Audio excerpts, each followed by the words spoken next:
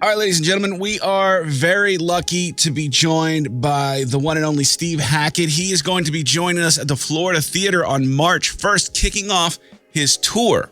And he's got a brand new album coming out this Friday called The Circus and the Night Whale. So, ladies and gentlemen, give it up for the one, the only Steve Hackett. How you doing, Steve? Very well. Thank you. I've been doing my homework on you, setting up for this interview, and I got to tell you, your discography is so impressive. There's a lot of albums. I think this one is studio album number 30. I mean, there are live ones as well, but this is about the 30th of all the studio ones. Yeah, so it's been a joy doing it. Really had a lot of fun with it. Some of it was recorded live at venues.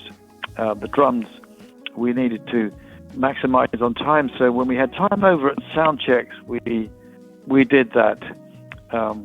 I believe someone was saying to me that Frank Zappa did something similar with things from live shows that he would incorporate into albums. I think it's a very good way to go. You know, you get the edgy thing from live. Yeah, there's a different sound, a different vibe that you get from live stuff, and I think that's awesome. I'm looking forward to it. It's coming out this Friday. You can get it at Amazon, of course, and of course, if you want to buy tickets to the show, you can also get them at floridatheater.com. This album, The Circus and the Night Whale, it's a concept album, correct? It's like there's a story in it, right?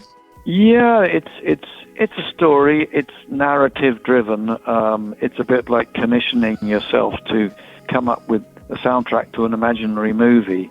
And some of the tracks have been turned into videos. So there's a couple of them so far. People of the Smoke, the opening one, seems to have gone viral, which I'm pleased to say. And that's doing really well. The opening track, which kind of sets the scene for that kind of semi-autobiographical journey. But then there's a third person. There's Traveller, who's TRVLA as opposed to LER. So Traveller gets to do all sorts of things that humans can't possibly do. But then there's the early stuff as well. You know, as I say, born 1950 with all its attendant detail. That seems like the kind of album you can just put on your headphones, drop the needle, and just kind of play a movie in your mind to. Is that kind of what you're going for? Yeah, I think so. Yeah, I think, the imaginary film of it all. I've tried to make it sound as kind of cinematic as possible. I think if I could do a sort of cinematic roller coaster, this would be part of it. And I think that sort of visual sense of the music being visual within itself, I think is a lot of what drives this particular album. I get the sense from your music that's a big driving factor for you, the way that your music sounds. And if people don't know, you were in Genesis for quite a few years during the transition from Peter Gabriel to Phil Collins, and then right before that last album, that's kind of when you started venturing out on your own a little bit. What was it about going solo that drew you to that? I think the need for autonomy, functioning outside Genesis, where you no longer needed permission for something, where you were just dealing with the enthusiasm of others. So the moment I left the band, I got to work with some extraordinary people, extraordinary singers, the late, great Richie Havens, Steve Walsh of Kansas, and Phil Earhart from that band, and Randy Crawford, who had such a sort of an extraordinary career in the rest of Europe, but mainly known as the singer of with the Crusaders back with Street Life back in the day. But her career took off great guns in Europe and the UK. So that was one of the things that I was doing at that time. I was keen to work with other singers. And then gradually over time, I particularly on the new one, wanted to do, the majority of the singing myself. But it was Richie Havens who said to me, tried to convince me to sing as much as possible. And of course, I loved his voice. I mean, who could compete with that? But right. Everyone's got a different voice. You find the strength within your own voice, and write the songs that work best for your capabilities and limitations and strengths, as it were. I think, trying to compete or compare yourself to someone like a Richie Havens or something like that, you're going to come up short. But if you have your own vision, your own voice, man, then you could be great in your own right. Yeah. Do you think that's kind of what made because everybody in Genesis went on to do solo work. So do you think that's kind of why everybody wanted their own autonomy? Yeah. Is that one of the things that musicians crave? Well, I think autonomy is the thing that most musicians strive for at the end of the day. If you're composing by committee, and that's got to be galling after a while, because, Genesis was capable of dismissing tracks that were presented to the band that became huge hits in their own right.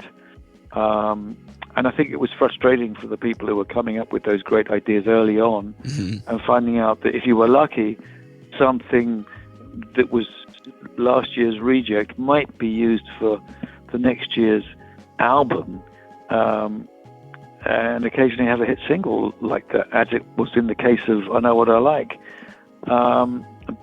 I think most bands probably squander songs in that way. There's normally a power play that comes into effect as regards, who has the keys to the songwriting cabinet. There is that. But no, it was a great time working within the band. In fact, I was having dinner last night with Anthony Phillips, who was my predecessor in the band. I don't think I'm his successor. I think I was his inheritor, because I think that he wrote some of the best tunes that were on Trespass, the album before Nursery Crime, the one I was involved with, Trespass. Lovely tracks on that he wrote, Visions of Angels, Dusk, and The Knife. And I don't think he's used to receiving compliments in quite that way, so he's still quite... He's very, very modest as regards that. And I was saying to him, if only we'd worked in Genesis at the same time together, I think that some great things might have been born out of that. Is it work the same way, like when you did GTR with Steve Howe? Is that work like that, or because you're all kind of coming into it as established people, everybody has kind of an equal voice? Yeah, well, I think by the time we were doing GTR, there were, at that time, Steve Howe and I were the two most experienced players. We were the older brothers, really. And as we put together that concept, we were writing the majority of the stuff, but occasionally other guys were chipping in too. And of course, it produced at least one hit single, which was When the Heart Rules the Mind. And I re-recorded that in recent times with Steve Rothery, another guitarist called Steve Rothery from Marillion. So he and I have been recording things recently, and I hope that's going to turn into an album at some point. Nice. Well, Steve, I could talk to you all day, because I'm just so impressed with what you've done in your career and things like that. But I'll just say this: I love your stuff. I appreciate your legacy and what you've tapping the guitar. That's you started that.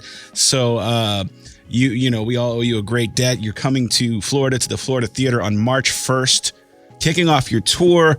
Your new album comes out Friday. You can get the album and tickets to the show at hackettsongs.com. And man, I thank you so much for your time and for stopping by and visiting us today. Thank you very much. Have a great one, man. Thank you very much, Tam. Thank you. All the best. Thank you. See you.